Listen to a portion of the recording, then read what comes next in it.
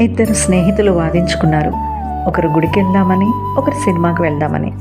అయితే గుడికి వెళ్దామనుకున్న వ్యక్తి గుడికి వెళ్ళిపోయాడు, సినిమాకి వెళ్దామనుకున్న వ్యక్తి సినిమాకి వెళ్ళిపోయాడు. గుడిలో కూర్చున్న వ్యక్తి సినిమా గురించి ఆలోచిస్తున్నాడు. సినిమా థియేటర్లో కూర్చున్న వ్యక్తి గుడిలో ఉన్న రాముడి గురించి ఆలోచిస్తున్నాడు. ఇద్దరూ గుడి నుంచి సినిమా నుంచి తిరిగి వచ్చారు. గుడికి వెళ్ళొచ్చిన వ్యక్తి సినిమా ఏంటి, సినిమా స్టోరీ ఏంటి అని అడిగాడు.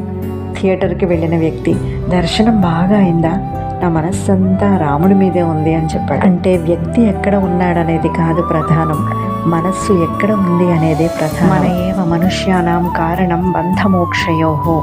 మన బంధానికి మన మోక్షానికి కారణం మనస్సే. మనస్సుని ప్రకృతికి విడిచిపెడితే అది బంధాన్ని బాధని ఇస్తుంది. అదే మనస్సుని భగవంతుడి పాదాలకి సమర్పణ చేస్తే అదే మోక్షానికి ఆనందానికి కారణమవుతుంది. జై శ్రీరామ్.